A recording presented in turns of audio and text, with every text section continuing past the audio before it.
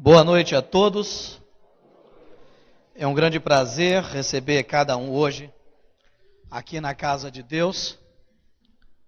E eu quero aproveitar para lembrar que nós estamos, nesse momento, transmitindo pelo Facebook e pelo canal da igreja no YouTube. Isso vai acontecer todos os domingos, mas não é uma fórmula para você faltar à igreja, tá? Então, isso aqui nós conseguimos alcançar pessoas em outros estados, em outros países, amigos nossos que viajaram e que sempre querem ou pedem para estar, de certa forma, linkados conosco.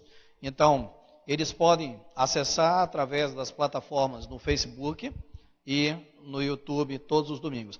A propósito, eu quero mandar um abraço especial para quem está nos assistindo agora, nesse momento, através dessas plataformas, do Facebook e do YouTube. Eu quero também aproveitar a ocasião para lembrar que domingo, dia 9, é um dia especial para todos nós. Domingo, dia 9, é um dia muito especial para todos nós. Eu sempre considero que dia de ceia do Senhor é um dia especial. Então, domingo nós vamos ter ceia do Senhor, que vai começar às 9 horas, mas às 8 horas é a realização de batismos. Então, se você pretende se batizar no domingo, você precisa procurar o irmão Nélio, porque o batismo vai acontecer às 8 horas. Tá? Então, o batismo será às 8 horas e o início do culto da ceia do Senhor será às 9 horas. Nesse dia é o dia também de nós entregarmos a nossa oferta especial pró-construção do nosso templo, tá? Pró-construção do nosso templo. Lembrando muito bem, Deus não obriga ninguém a contribuir. O que a Bíblia fala no livro de 1 Coríntios, no livro de 2 Coríntios, capítulo 8, versículo 9, é que contribuir é um privilégio. Se você quer ter o privilégio de contribuir, assim o faça. Mas não se sinta obrigado, tá? Não se sinta obrigado a contribuir. Só para finalizar, quando é mesmo nossa culto de ceia? De quando? 9 horas de domingo. Muito bem. Nas próximas semanas de junho, nos próximos domingos de junho, nós falaremos sobre fé. É um assunto bem interessante e nós vamos nos próximos domingos falar sobre fé. E talvez você pergunte, mas por que falar sobre fé? Por que razão falar sobre fé? Por que nós precisamos falar sobre fé? Uma das boas razões para se falar sobre fé é porque fé é o principal elemento da nossa relação com Deus. Fé, segundo a Bíblia, fé, segundo o autor do livro de Hebreus, no capítulo 11, versículo 6, a Bíblia diz que sem fé é impossível agradar a Deus. Vamos repetir? Sem fé é impossível agradar a Deus. O que significa isso? Que fé é um elemento essencial no nosso relacionamento com Deus. Porque sem fé é impossível agradar a Deus. E ele vai mais. Ele diz que sem fé, aquele que dele se aproxima, isso fala sobre relação, precisa crer que ele existe e que ele recompensa aqueles que o buscam. Aí a gente para pensar, o que é agradar a Deus? Como é que nós podemos agradar a Deus? Primeira coisa que nós precisamos entender é que agradar a Deus precisa ser um desejo do nosso coração. Agradar a Deus tem que ser um desejo do coração de cada filho de Deus, de cada crente. Ou seja, o que é que a Bíblia fala quando nos recomenda a querer agradar a Deus. Deus recomenda que isso precisa ser uma prioridade, um desejo, uma vontade do nosso coração. Seria interessante se a nossa oração matinal, aquela oração que a gente faz logo que a gente acorda, que aquela oração matinal, ela começasse da seguinte maneira: Pai, meu Deus, meu Senhor, me ajuda a te agradar. Me ajuda a te fazer feliz com as minhas atitudes no dia de hoje. Essa deveria ser a nossa oração matinal. Me ajuda a te agradar. Me ajuda a te fazer feliz no dia de hoje.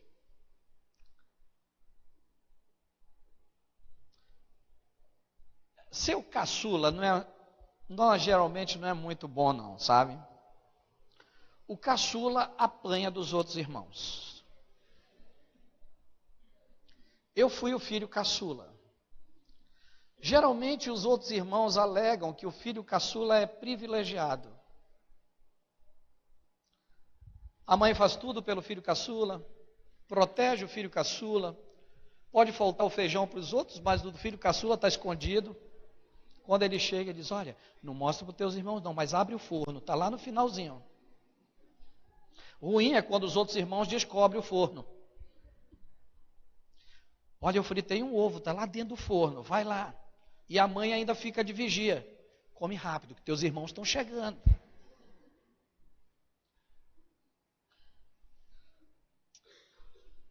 Mas muitos dos irmãos, às vezes, não entendem por que o filho caçula tem aquele privilégio. Eu tive o privilégio de ser filho caçula.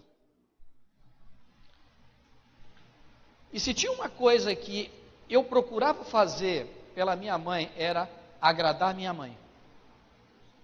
Fazer o que ela queria. Se ela dissesse: Moisés, pega a vassoura e vai varrer. Eu pegava a vassoura e ia varrer, sem reclamar. Isso contava ponto para mim. Quando a minha mãe dizia: Moisés, antigamente se falava, vai fazer um mandado, vai fazer um recado. Eu ia. Isso contava ponto para mim. Sabe por quê? Porque eu fazia a vontade da minha mãe.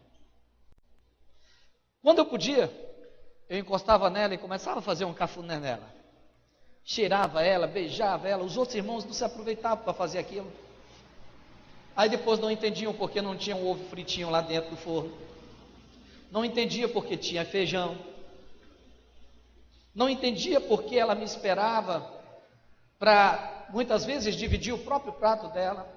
E tem uma coisa que eu me lembro. Eu me lembro quando eu ia para a escola e eu passava por algum lugar que eu via queijo coalho fresco. Aí eu tirava um pouquinho do meu dinheiro da merenda e eu comprava, nem que fosse um pedacinho de queijo coalho. Eu sabia que ela gostava de queijo coalho e ela gostava de comer queijo coalho com farinha e café. E aí eu chegava em casa e dizia: mãe, adivinha o que foi que eu trouxe para a senhora? O que eu estava fazendo? Agradando minha mãe. Eu dizia: mãe, eu trouxe uma coisa que a senhora vai gostar, vou contar de 1 a 3. 1, 2, 3, olha aqui. E ela olhava para o queijo coalho, os olhos dela brilhavam quando ela via o pedaço de queijo coalho. E eu ia lá, buscava a farinha d'água, que vinha com aqueles pedaços que pareciam uma pedra. E ela se deliciava comendo queijo coalho, café e farinha. Sabe por que eu tinha o ovinho frito lá dentro do forno? Porque eu agradava a mamãe, procurava agradar a mamãe. A Bíblia diz: se nós também queremos ter de Deus essa atenção especial, nós precisamos entender que o elemento que agrada o coração de Deus se chama fé. Sem fé é impossível agradar a Deus. Qual é o elemento que agrada a Deus? Qual é o elemento que torna o coração de Deus feliz? Fé. E é por isso que o autor de Hebreus, ele deixa claro isso quando ele diz: sem fé é impossível agradar a Deus. Então, o desejo do nosso coração deveria todas as manhãs agradar a Deus. A nossa oração matinal deveria todas as manhãs ser: Senhor, me faz te agradar no dia de hoje. Que as minhas atitudes te agradem no dia de hoje. Que as minhas atitudes de fé te agradem no dia de hoje. E você sabe de uma coisa? Quando nós oramos desse jeito, nós precisamos ter certeza de uma coisa: que quando nós oramos desse jeito, Deus faz com que as minhas atitudes de fé te agradem. Nós devemos estar preparados para sermos testados. Nós devemos estar preparados para que a nossa fé, ela passe por provas. Nós devemos estar preparados para a nossa fé ser provada. Agora vem uma pergunta: por que é que nós precisamos ser testados? Por que você precisa ser testado? Por que a nossa fé precisa ser provada? A Bíblia deixa claro que não há outro modo de Deus comprovar que realmente nós queremos agradar a Ele. Não há outra forma de Deus ver que você quer fazer a vontade dEle, a não ser sendo ou tendo a sua fé provada.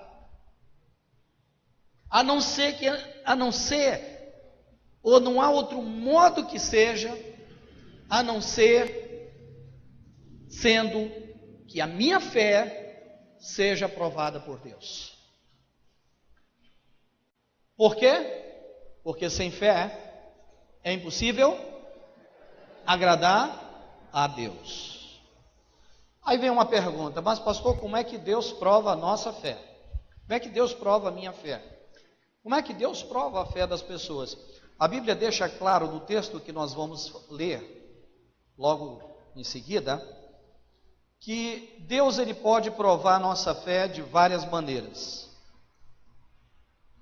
Mas antes de Deus começar a provar a nossa fé, a primeira coisa que Deus faz é fazer com que nós saibamos qual é o conceito de fé.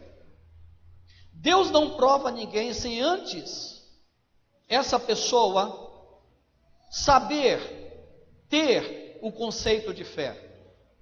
Deus só nos prova quando nós conhecemos o que é fé, quando nós sabemos o que é fé. É por isso que a palavra de Deus nos dá o conceito. É por isso que a palavra de Deus nos define o que é fé.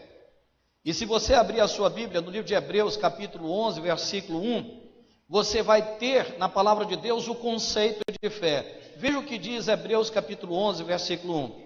Ele diz assim, se você não tiver Bíblia, mas é bom você acompanhar pela Bíblia, o texto diz: ora, a fé, o que é fé? É a certeza daquilo que esperamos. Isso aqui é conceito de fé, conceito bíblico de fé. Mas a fé não é só isso. A fé também é a prova das coisas que não vemos. Então nós temos duas definições, uma seguida da outra. Primeiro ele diz que a fé é a certeza daquilo que esperamos. E em seguida ele adiciona. Ele diz: a fé é a prova das coisas que não vemos. Vamos começar pela primeira definição. A primeira definição, ele fala de esperança. Ele diz que fé é a certeza daquilo que esperamos. Ora, quando você fala sobre esperar, você lembra imediatamente que quem espera, não espera pelo nada, espera sempre por alguma coisa. Quem espera, espera algo. Quem espera, espera que alguém cumpra a promessa. Alguém chega e diz assim para você: eu prometo para você que dia 5 eu pago. Isso é esperança. E você coloca a fé naquela pessoa, ela vem e paga dia 5.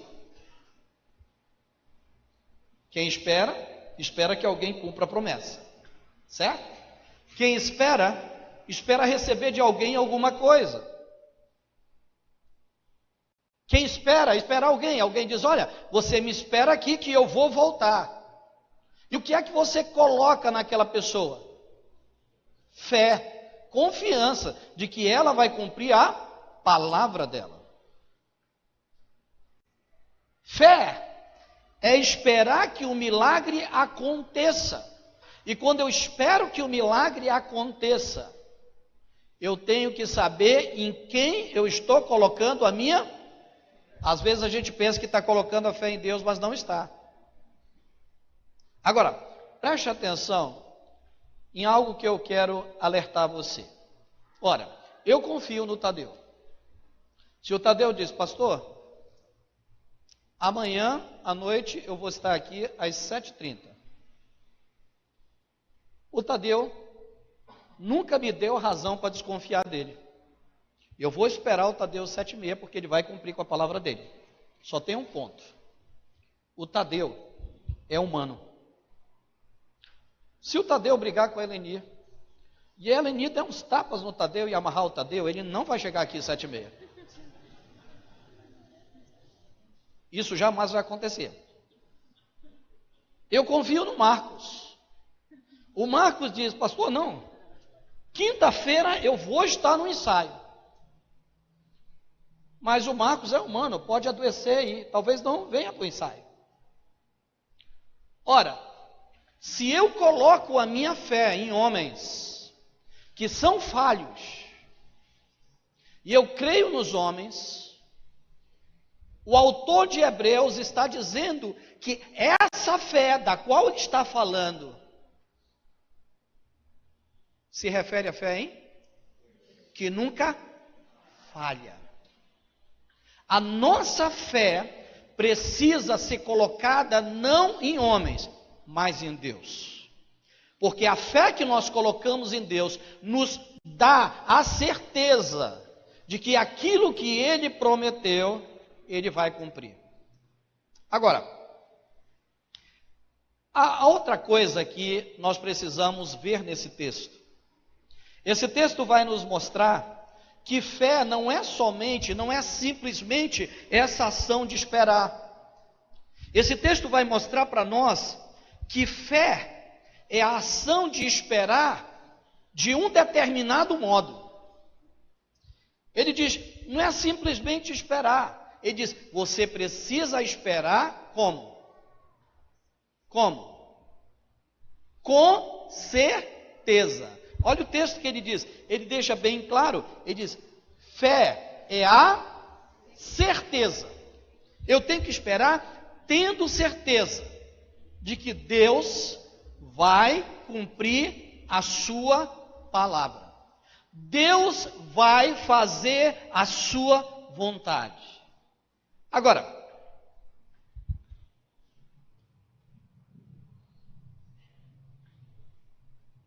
há uma outra coisa que esse texto também vai nos ensinar.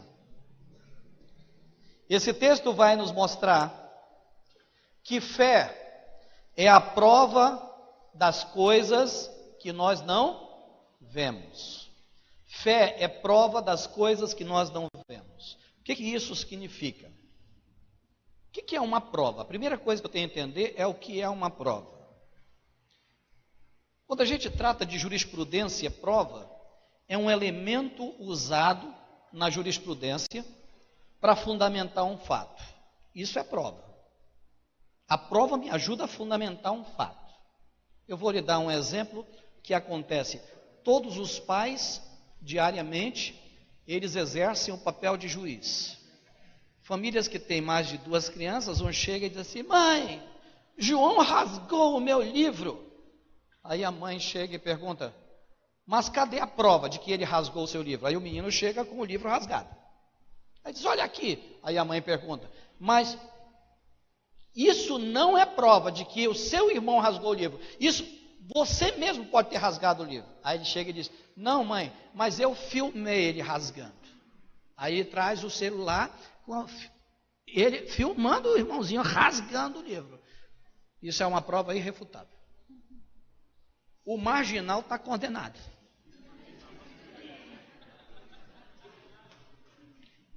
Irrefutável é aquela prova que eu não tenho como provar o contrário.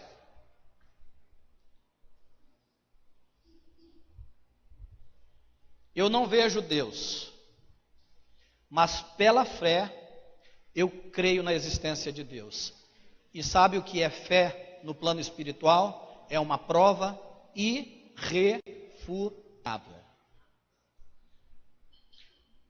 Eu não vejo Deus, mas pela fé eu creio na existência de Deus. E eu quero dizer para você o seguinte, que no mundo espiritual, essa fé, essa prova irrefutável da existência de Deus, que mesmo que nós não o vejamos, ela incomoda tanto o plano espiritual, de tal maneira que nem o plano espiritual pode provar o contrário, porque se assim o quisesse,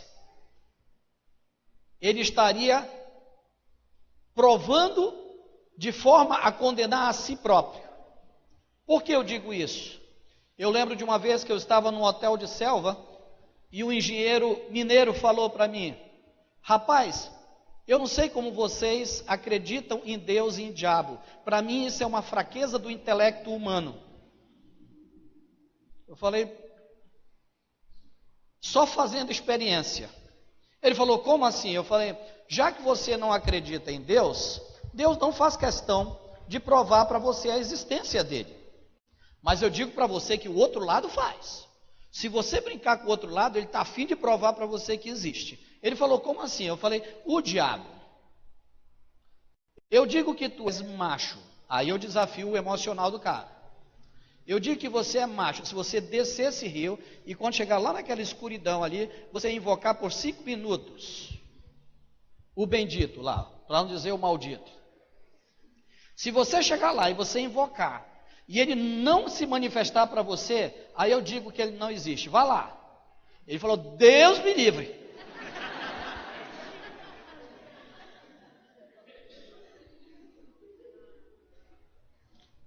O que aquele rapaz estava exercendo naquele momento? A fé dele. Ele sabia da existência do mal. Ele não via o mal, mas ele temia o mal. Ele cria. Ele sabia que o mal tem existência.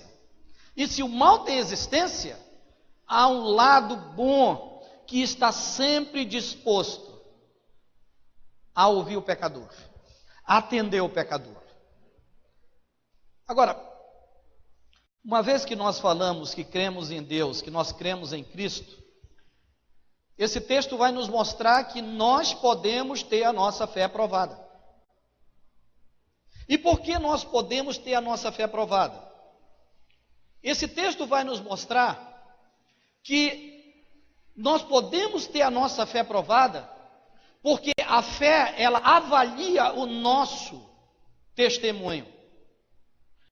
Quando ela fala de avaliação, ela está falando de conceito.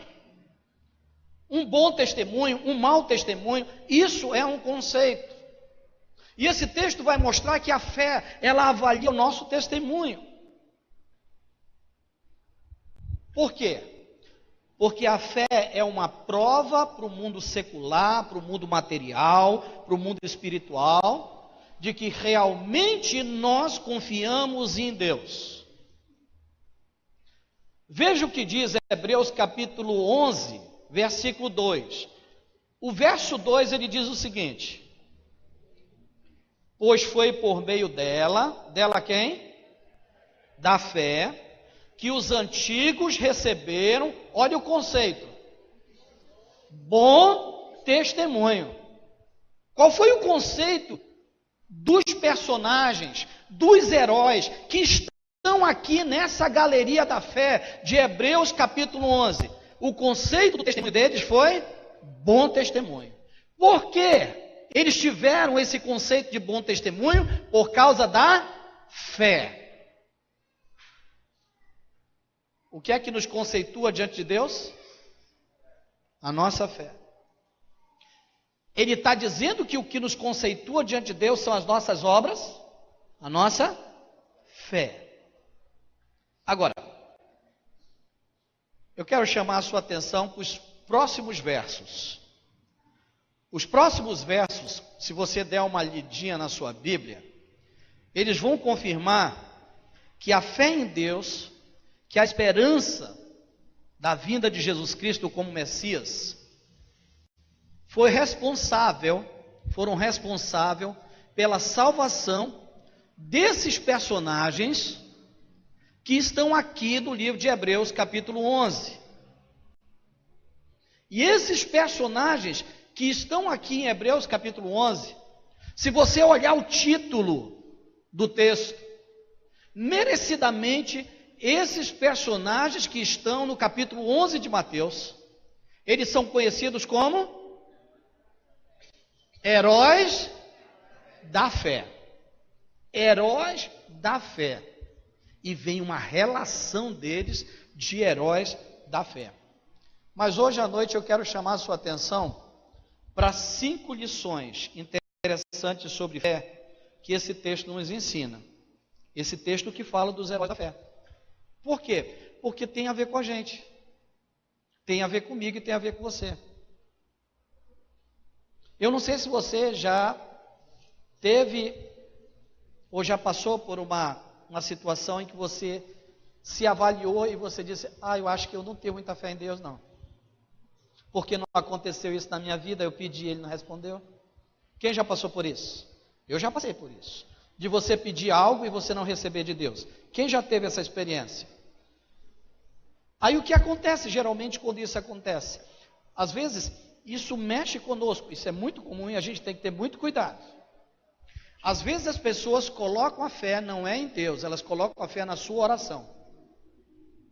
Aí elas chegam com você e dizem assim: pastor, ore para que minha filha seja curada.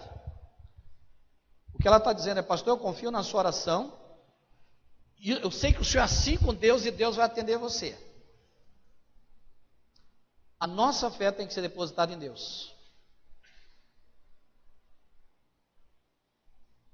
Chama o pastor. Você lembra do caso de Lázaro?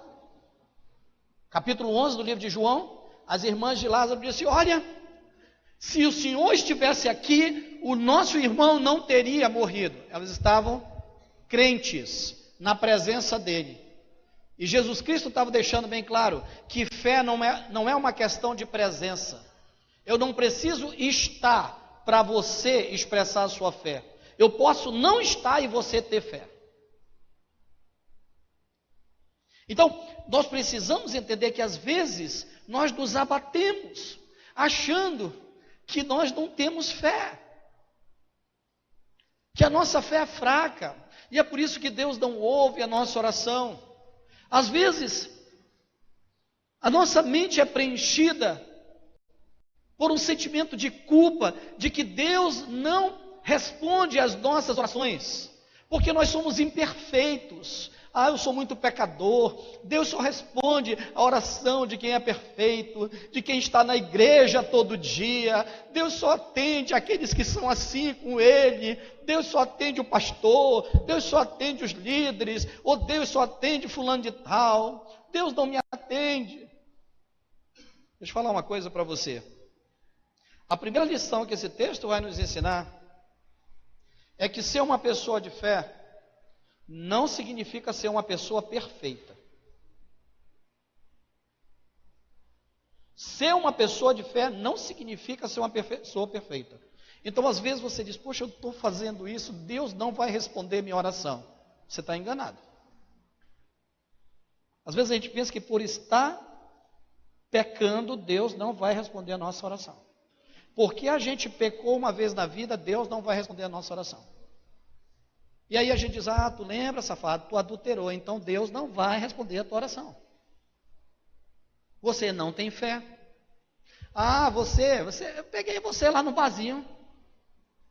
Você estava tomando uma caninha. Então você não tem fé em Deus, e Deus não vai ouvir a tua oração.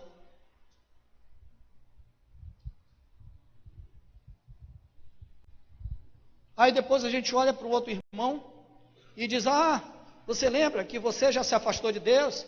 Você já saiu, já se desviou? Aí o irmão diz, mas agora eu estou de volta. Ele diz, não importa, Deus não vai ouvir a tua oração, bandido. Aí o outro irmão chega e diz, poxa, eu tenho um problema sério. Ele diz, qual é o seu problema? Eu sou mulherengo. É por isso que Deus não vai ouvir. Quando tu vier clamar, quando tu vier chorar para Deus, não adianta pedir, Deus não vai ouvir. Isso também não é uma apologia a você que é mulherengo, porque você tem que ouvir essa mensagem até o final.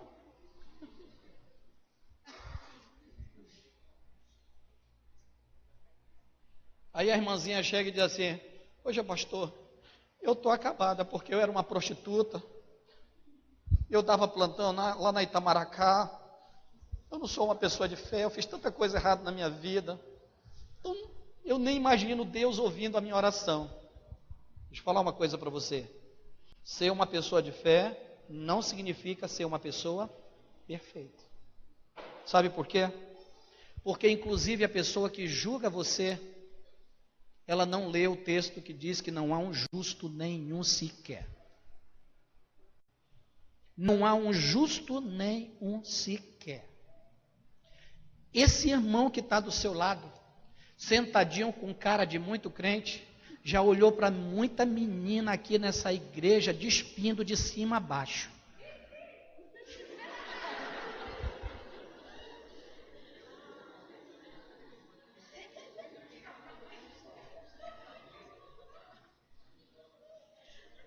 Ser uma pessoa de fé não significa ser uma pessoa perfeita.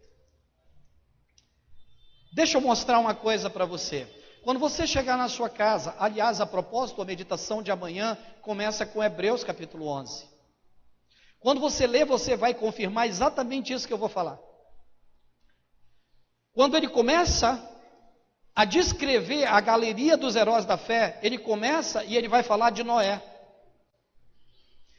A Bíblia começa falando de Noé, dizendo que Noé era um homem justo, reto, temente a Deus. Fala ou não fala isso? Aí você diz, esse é um homem perfeito. Está aí um exemplo de fé. Sabe o que acontece depois que o dilúvio cessa? As águas secam. Vem o velho homem em Noé. Aí Noé planta uma vinha, enche a cara, toma todas, fica bêbado. Ele achou que era pouco. Aí começou a tirar roupa e ficou nuzão, deu um striptease, fez um striptease. Ou seja, eu pergunto a você, Noé está na galeria dos heróis da fé? Noé se embriagou. Isso nos prova que ser uma pessoa de fé não significa ser uma pessoa perfeita. Ele vacilou. Estou certo? E ele está lá na galeria da fé. Deus ouviu a oração dele. Você lembra de Abraão? Quando Abimeleque chegou com Abraão e perguntou, que mulher bonita, ele disse, esse homem vai me matar. Aí o que ele falou? É minha irmã. Era a mulher dele. Abraão foi mentiroso. Está na galeria da fé. Inclusive, você sabe qual é o nome, o título que Abraão é conhecido? O pai da fé. O camarada que, quando sentiu que podia ser morto, falou para o camarada, é minha irmã. Quer ficar com ela? Pode ficar.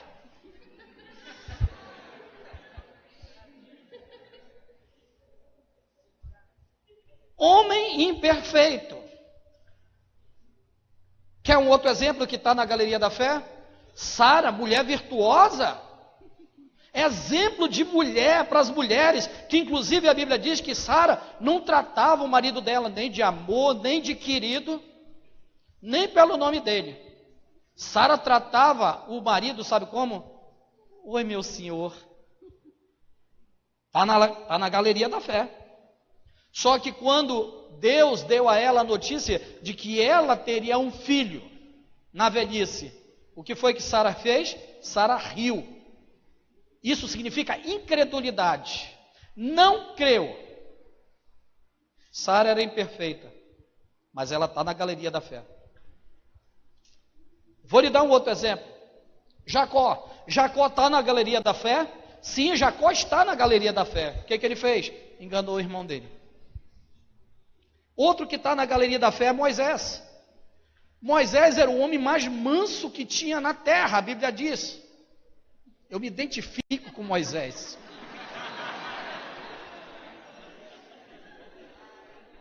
Moisés era o homem mais manso que tinha na terra. Um dia Deus fala com Moisés e diz: Moisés, fala com a rocha. Eles pegam o cajado e pá, bate na rocha. Temperamental. Explodiu. Você já explodiu na vida? Você é imperfeito. Você já jogou panela dentro de casa? Você é Moisés.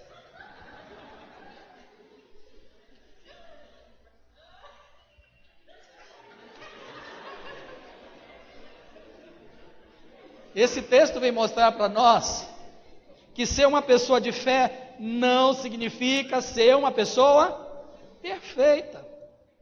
São pessoas com falhas. E como é bom saber que essas pessoas têm falhas, né? Alivia. Porque às vezes nós nos culpamos tanto e achamos: Deus não vai me ouvir. Por causa dos meus pecados, por causa das minhas falhas.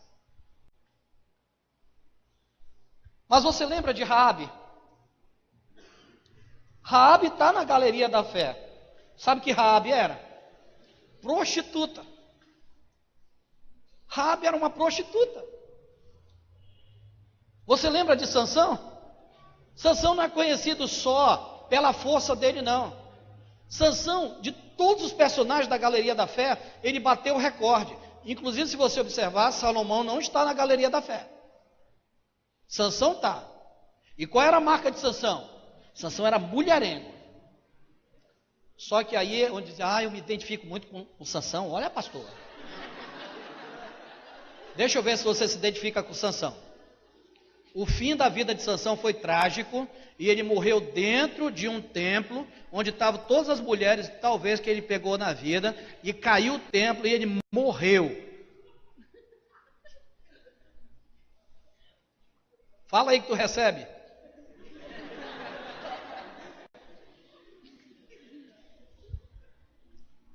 Davi está na galeria da fé? Davi está na galeria da fé?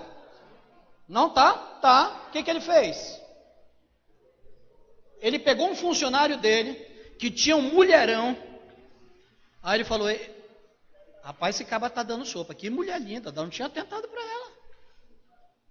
Aí ele foi para o jardim lá e ficou olhando. O que ele fez?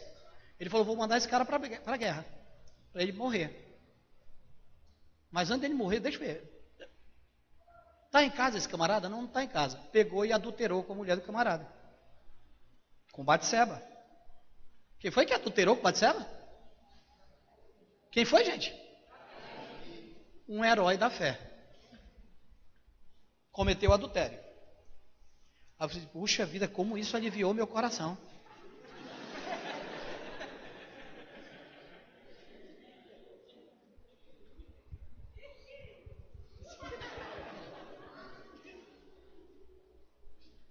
Você acha que teve outras pessoas que fizeram isso na Bíblia também? Durante a história deles, teve gente que fez isso? Mas deixa eu fazer uma perguntinha para você. O que é que torna essas pessoas que estão na galeria da fé diferente dessas outras pessoas? Por que elas estão na galeria da fé e essas outras pessoas que cometeram os mesmos pecados, os mesmos erros que elas, não estão na galeria da fé? Você sabe o que é? Eu vou dizer para você. É que essas pessoas, elas não cometeram pecados habituais. Elas cometeram vacilos. Vacilo é diferente de pecado habitual. Sabe o que é vacilo? Vacilo é aquele momento que você está dando bobeira, se desconectou de Deus, aí pá, pecou. Isso é um vacilo, aí cai a ficha: meu Deus, e agora mamãe vai descobrir, papai vai descobrir, o que eu vou fazer? Entendeu? Eu vou dar um exemplo da Verinha. Quando eu namorava a Vera, eu cometia um vacilo. Namorava com a Vera, cometia um vacilo, e Deus é como a Vera. Não é querer comparar muito. Mas Deus, quando nós cometemos vacilo, Ele vem até a gente, porque isso aconteceu lá no Jardim do Éden, e Ele faz umas perguntas estratégicas. Quando Adão e Eva pecaram, Ele chegou lá como quem não queria nada, Ele chegou e disse, Adão se tremendo de medo porque tinha feito alguma coisa errada, Ele falou, onde estás? Você acha que Ele não sabia? Deus é como uma mulher esperta. Onde é que tu está? Aí Adão se enrolando todinho, cutucava a Eva, fala aí, fala. Adão, onde estás? E aí o ruim é que a voz vem se aproximando. Adão, onde estás? Já está bem pertinho de mim. Você fecha os olhos. Quando você tem o Espírito Santo em você, o Espírito Santo incomoda. Quando você vacila, o Espírito Santo incomoda. Eu namorava com a Vera, aí a Vera viajou, sem me falar nada, e namorado. Aí eu fiquei muito chateado, muito chateado. Eu fui para frente da igreja. Vera, eu posso contar essa história? Aí eu fui para frente da igreja, aí sentei lá na frente da igreja, chegou uma menina lá, e ela começou a conversar comigo. Olha, como é que pode?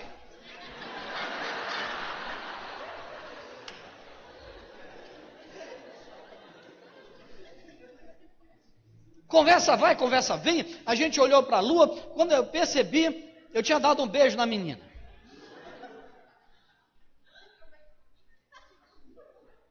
Aquilo ali não foi pecado habitual, foi vacilo.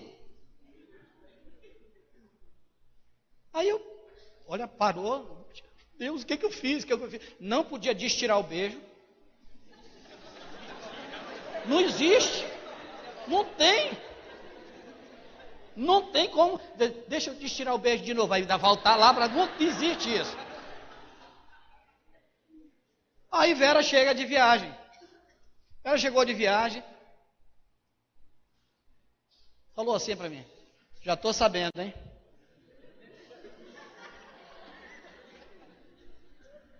Como? Fiquei com tanto medo, tão desesperado, que eu falei, não, foi sem querer, foi a força da lua.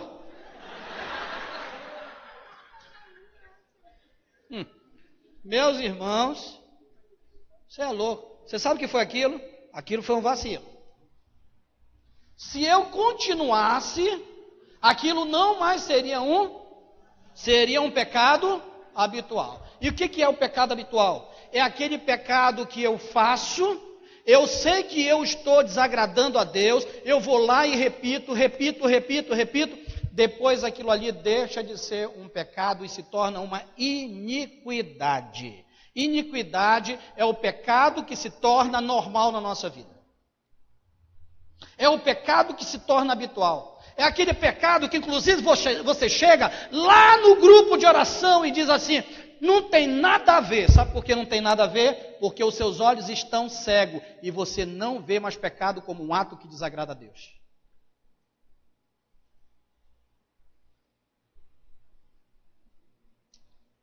Aí você diz, será que eu entraria nesse caso na galeria dos heróis da fé?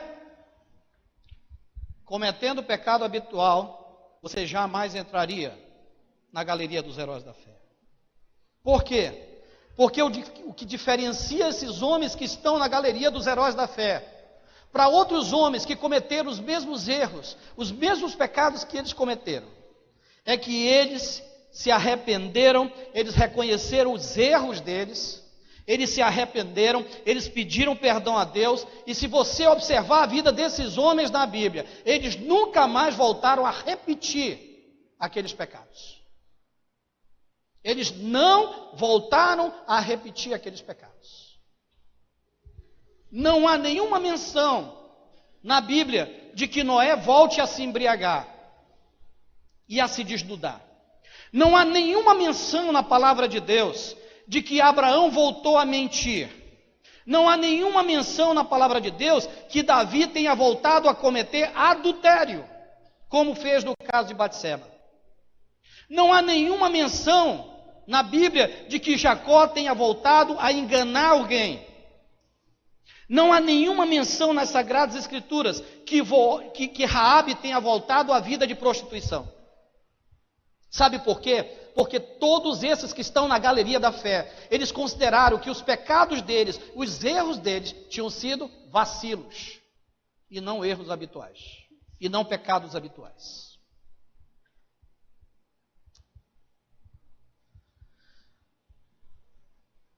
Só lembrando, ser uma pessoa de fé não significa ser uma pessoa perfeita. Não significa ser uma pessoa perfeita. Você não pode dizer, nem parece, às vezes em briga de marido, a mulher para ferir o marido, ela disse, nem parece que tu é crente. Foi um vacilo dele. Ele deu um grito, ele se excedeu. Aí, não, isso nunca aconteceu comigo, a Vera nunca falou isso, mas eu conheço amigos meus pastores que a mulher ofende o marido dizendo, nem parece que tu é pastor. Um vacilo dele não significa que ele não seja um homem de fé. Todos somos imperfeitos aos olhos de Deus. Todos somos dependentes de Deus para nos mantermos em pé, firmes. Porque quando nós perdemos o foco em Deus, nós afundamos, nós caímos. Se você perder o seu foco em Deus, você vai cair. O problema, por que é que você está caindo? E você simplesmente, ao invés de ter vacilos, você tem pecados habituais, porque o seu foco não está em Deus. Esses homens da fé mantiveram firme o foco deles em Deus. Eles caíram, voltaram e retomaram o caminho, olhando firme para o autor e consumador da fé deles. Segunda coisa que esse texto vai nos mostrar, vai nos ensinar, é que às vezes nós achamos que para a gente ser uma pessoa de fé, é preciso a gente ter cargo na igreja, é preciso a gente ser famoso. Aí nós achamos, o pastor é uma pessoa de fé. Aquele evangelista é uma pessoa de fé. Tem meninas que foram em busca de mulheres profetas por aí, profetisas por aí, porque acham que essa mulher de fé foram buscar oração dessas pessoas para casar. Irmã, se você for atrás, você vai encalhar. Por quê? Porque esse texto vai nos ensinar uma coisa importante. Que você não precisa ser famoso, você não precisa ser conhecido, você não precisa ser pastor, você não precisa ser um grande evangelista para ser uma pessoa de fé. O capítulo 11 de Hebreus, ele nos apresenta uma lista de pessoas desconhecidas. Nesse capítulo, pessoas que você não sabe, não conhece, pessoas que nunca as crianças da nossa igreja, talvez vão estudar ou vão ouvir a história dessas pessoas contadas na escola dominical. São pessoas desconhecidas que estão aí nesse capítulo. Então nós não precisamos ser famosos, sermos conhecidos, sermos pastores, sermos pregadores, sermos evangelistas. Eu lembro que uma das pessoas que eu tenho na memória como exemplo de fé, não era uma pregadora, não era uma influenciadora digital, não era uma dessas que estão no auge, não era uma bispa, não era nada. Era uma simples senhora, velhinha, que na sua juventude tinha sido uma prostituta e abandonou a vida de prostituição, se converteu verdadeiramente a Deus, viveu pela fé aquela mulher. E que intimidade aquela mulher tinha com Deus. Talvez alguns que estão aqui devem conhecer de quem eu estou falando. Eu estou falando da irmã Pará. Eu não sei quem conheceu. Você conheceu, Edmar? Irmã Pará. Irmã Pará tinha mais fé do que qualquer pastor que eu conheço. Quantas vezes irmã Pará não chegou com pastores, alertando pastores, e tinha mais. A irmã Pará tinha mais versículos decorados do que muitos pastores, sem saber ler, nem escrever. Ela vinha para os cultos e memorizava os textos da palavra de Deus. Sabe por quê? Porque ela era uma mulher de fé.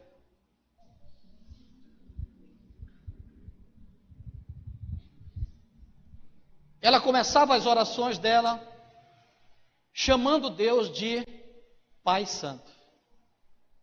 Nunca ouvi da boca daquela mulher uma outra forma de se dirigir a Deus. Ela não se dirigia dizendo, nosso Deus que está no céu, dizia, meu Pai Santo. Uma vez eu perguntei dela, por que a senhora começa, eu quando menino, eu tinha algumas perguntas, eu perguntei, por que a senhora começa dizendo meu Pai Santo? Ela disse, porque eu não sou digna de entrar na presença dele, porque santo significa que ele é puro e eu sou pecadora.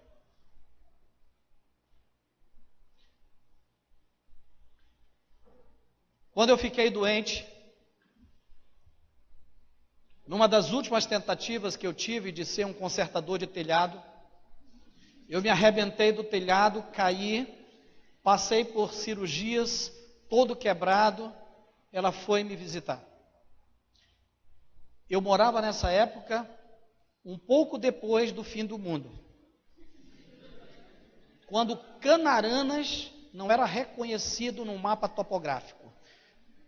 Lembra disso? Aquelas primeiras casinhas, aqueles primeiros embriões, a irmã Pará saiu de onde ela morava, lá na Cachoeirinha, que era quase que uma viagem daqui para Itacoatiara, e ela foi para lá para Canaranas. Ela entrou na minha casa, num embrião, e ela disse, eu vim aqui orar ao meu Pai Santo por você. Quando terminou a oração, aquela mulher de fé, ela disse, você ainda vai sofrer um bocado. Falei, puxa, o que essa mulher veio falar? Você ainda tem muito o que aprender. E quando a gente ouve alguém de fé, a gente tem que ouvir calado. Calado. E ela terminou uma mulher aposentada. Vivia do pouquinho dinheiro que ela recebia. Ela tirou do bolso e ela me deu 10 reais. Eu falei, irmã Pará, pelo amor de Deus, fique com esse dinheiro. A senhora precisa mais do que eu. Ela olhou para mim com uma cara enfurecida. E ela disse, e é por isso que você está no estado que você está. Por causa desse seu orgulho. E é por isso que Deus vai continuar agindo na sua vida. Eu falei, irmã Pará, tá bom, me dê mais 10 então.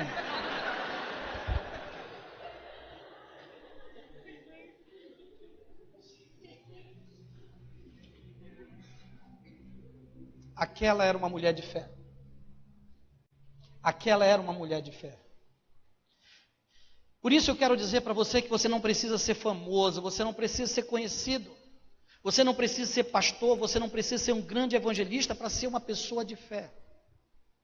Porque a Bíblia diz que a fé, ela vem pelo ouvir, e o ouvir vem pela palavra de Deus. Se você quer ter fé, você precisa buscar a fé na palavra de Deus, é lendo a palavra de Deus. É vendo como foi que esses homens que foram chamados de heróis da fé, como eles exercitaram a sua fé. E fazer exatamente como eles fizeram. Terceira lição que esse texto nos ensina. Essa lição é muito importante. Às vezes nós achamos que fé é brincar com Deus, é testar Deus. É mais ou menos fazer isso, olhar para o precipício e dizer, Deus existe mesmo, eu vou me jogar. E se joga. Isso não é fé. Isso é provar a Deus. Você diz, mas eu jamais sou doido de fazer uma coisa dessa, né? Me jogar num precipício. Você não se joga no precipício, mas quantas vezes você se jogou num carnê de 60 meses, de 70 meses, fez uma dívida que você não tinha necessidade de dizer, Deus vai me ajudar mesmo, eu não estou trabalhando, eu estou desempregado, vai lá, Deus vai. E você fala, e dá um nome para isso de quê? De fé. Isso não é fé. Isso é provar Deus. Isso é testar Deus. Por quê? Porque se você estudar essa passagem, você vai ver que os heróis da fé, eles sabiam do que eles estavam crendo. Eles sabiam no que eles estavam crendo. Ou seja, a fé desses homens não era baseada em emoção, de dizer, eu vou dar um salto no escuro, seja lá o que Deus quiser. Não era isso.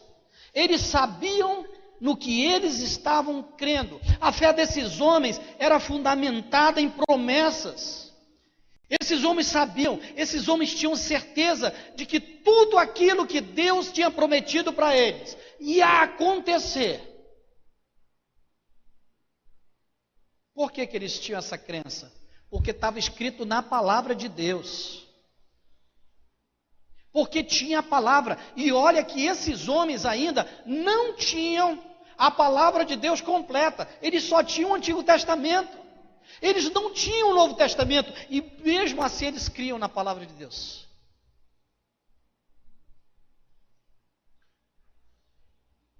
O que nós concluímos com isso? Que fé não é um ato de emoção. Fé não é você dizer, gente, hoje eu senti fé. Aí eu pergunto, como foi? Gente, na hora do louvor veio me arrepiando tudo. Eu comecei a me arrepiar todo dia. Isso é malária.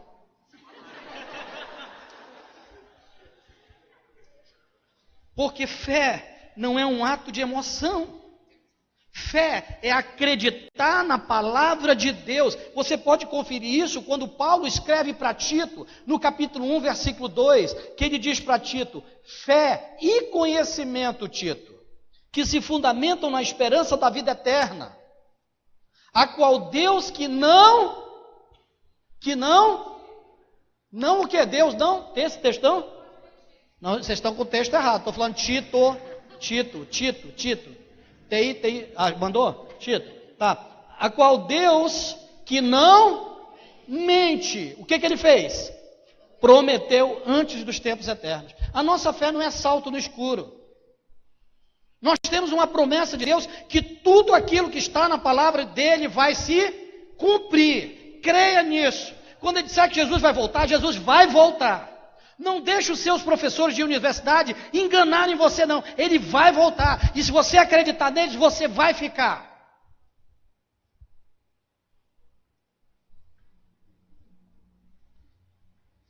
Mas eu quero ler para você a quarta. A quarta está em Hebreus capítulo 11, versos 33 a 39.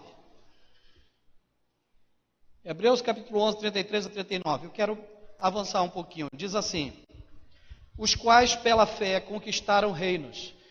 Gente, só coisa boa. Eu quero que você veja que só tem coisa legal aqui. Ó. Pela fé, o que aconteceu? Eles conquistaram reinos. O que mais pela fé? Praticaram justiça. O que mais pela fé? Alcançaram o cumprimento de promessas. O que mais pela fé? Fecharam a boca de leões. O que mais pela fé? Apagaram o poder do fogo. O que mais pela fé?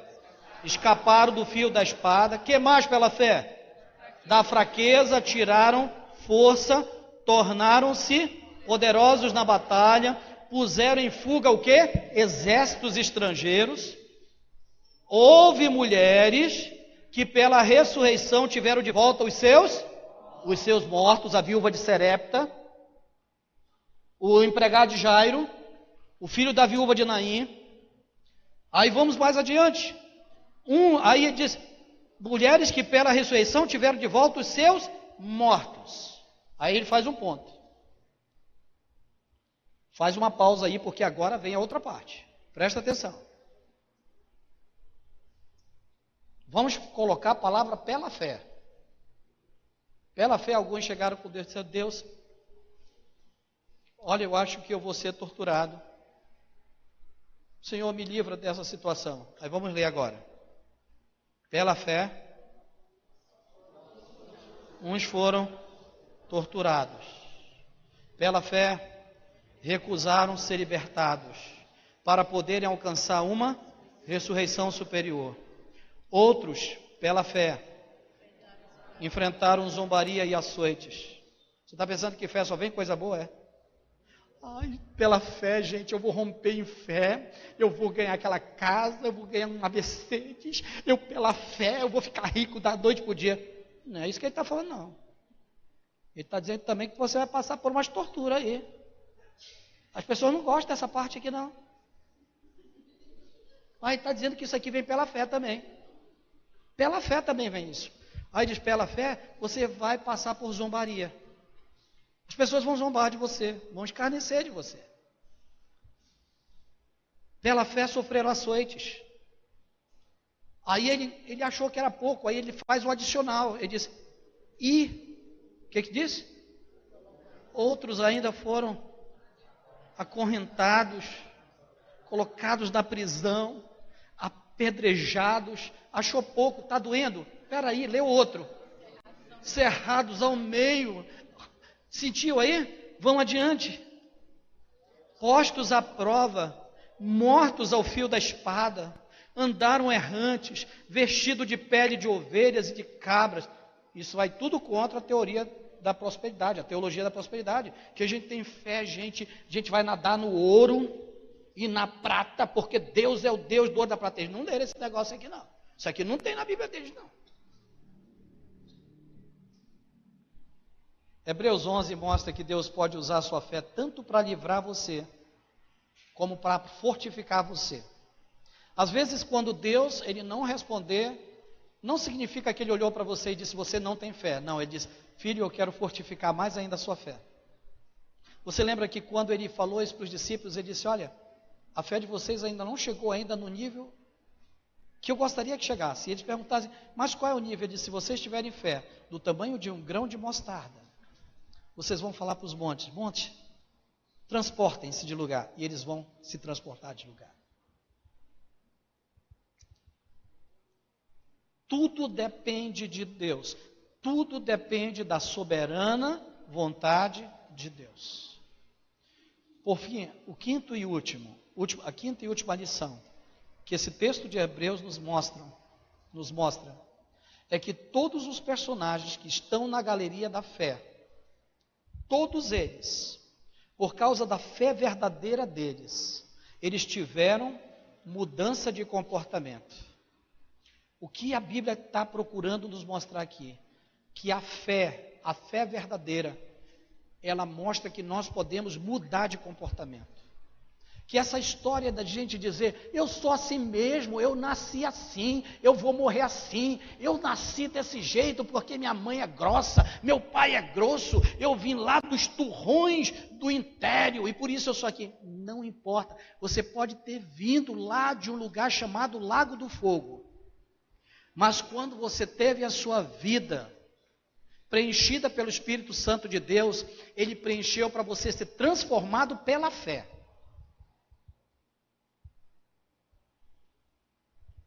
Esses homens que estão na galeria da fé entenderam isso. E aí, gente, eu fecho hoje com os versos 4, 5, 7 e 8. Os versos 4, 5, 7 e 8, ele diz assim, pela fé Abraão ofereceu a Deus um sacrifício superior ao de Caim. Pela fé ele foi reconhecido como justo quando Deus aprovou as suas ofertas. Embora esteja morto, por meio da fé ainda fala. Pela fé Enoque foi arrebatado de modo que não experimentou a morte, e já não foi encontrado, porque Deus o havia arrebatado. Pois antes de ser arrebatado, recebeu o testemunho de que tinha agradado a Deus. Pela fé, quando avisado a respeito de coisas que ainda não se viam, movido pelo santo temor, construiu uma arca para salvar sua família. Por meio da fé, ele condenou o mundo e tornou-se herdeiro da justiça, que é segundo a fé. Pela fé, Abraão, quando chamado, obedeceu e dirigiu-se a um lugar que mais tarde receberia como herança, embora não soubesse para onde estava indo. Eu gostaria que você, hoje à noite, que você refletisse sobre todos esses aí que estão em Hebreus capítulo 11, na galeria dos heróis da fé. Como é que você completaria o texto se o seu nome estivesse na galeria da fé? se aparecesse aí e dissesse, pela fé, Marcos Nicolas, como é que você completaria? O que você diria para Deus escrever sobre você? Como é que você gostaria que Deus completasse o seu nome e dissesse, pela fé, Tadeu fez isso. Pela fé, Alberto fez isso. Pela fé, Lúcia fez isso. Se o seu nome estiver um dia na galeria da fé e você se encontrar nos céus com Abraão e Abraão chegar e perguntar, um prazer, meu nome é Abraão e o seu, você diz, meu nome é Marcos. Eu estou aqui pela fé, porque pela fé, eu o quê? Ou você vai ficar, eu. O que você vai falar? O que você vai dizer? O que a sua fé fala por você? O que a sua fé fala por você? Primeiro culto eu dei o exemplo do Salomão. Salomão passou por uma guerra, uma batalha, onde o Salomão não deixou de servir a Deus, mesmo nos momentos em que o filho dele estava quase morto. Eu digo, Salomão, eu creio que lá na galeria da fé vai ter assim, pela fé, Salomão, mesmo tendo seu filho quase morto, nunca deixou de servir a Deus. E você? Como é que você vai ter o seu nome preenchido? Se o seu nome entrar na galeria da fé. Você já parou para pensar? Eu vou convidar você a ficar em pé. E eu vou convidar os meninos a colocarem uma música instrumental. Eu não sei. Hoje, o culto não é aquele culto que é um culto evangelístico para chamar você. Mas eu quero dizer uma coisa para você. A Bíblia diz que fé vem pelo ouvir e ouvir vem pela palavra de Deus. E hoje o que você ouviu foi a palavra de Deus pura, sem mistura. E talvez hoje aqui você esteja aí sentado, agora você levantou. E você diz, eu quero experimentar dessa fé. Eu quero experimentar essa fé. Eu quero colocar essa fé dentro do meu coração. Porque foi assim que Noé começou. Ele colocou fé dentro dele. Como é que nós colocamos fé dentro de nós? Nós colocamos fé dentro de nós quando nós convidamos Jesus a entrar em nós, a entrar no nosso coração. Quando nós convidamos Ele para ser o centro da nossa vida, o nosso Senhor, o nosso Salvador. Como é que nós podemos fazer isso?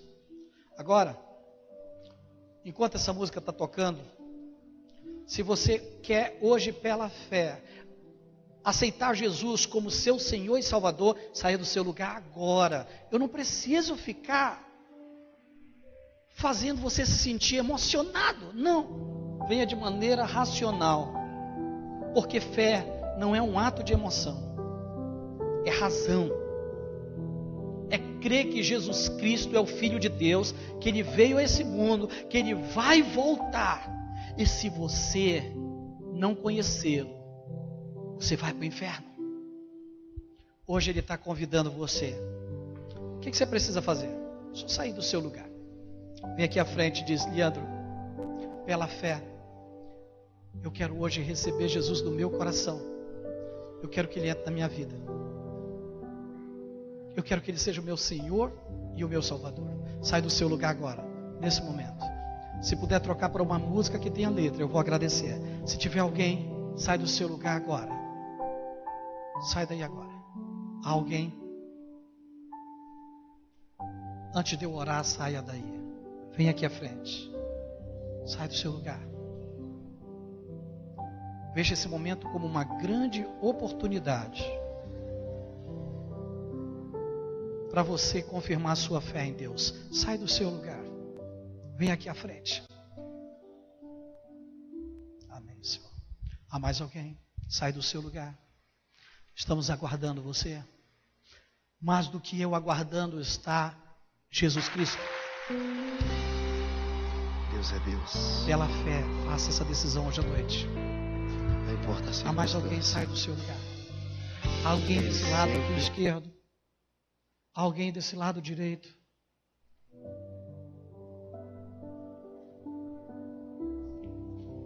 Talvez hoje seja o dia de você escrever o seu nome nessa galeria. E vai aparecer lá, pela fé, no dia 2,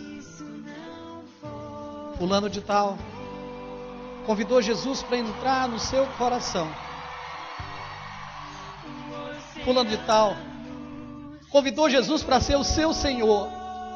Fulano de tal reconheceu que era um pecador e que precisava abandonar os seus pecados habituais. E nesse dia, ele entregou a vida dele completamente a Jesus. Só saia do seu lugar. Faça como essas pessoas que estão fazendo aqui. Sai do seu lugar agora. Pede licença da pessoa que está aí. Se você está próximo, percebeu que a pessoa está demonstrando vontade de vir aqui à frente, dê permissão para ela passar.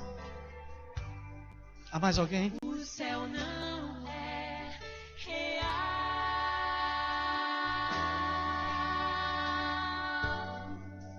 Tudo perto valor.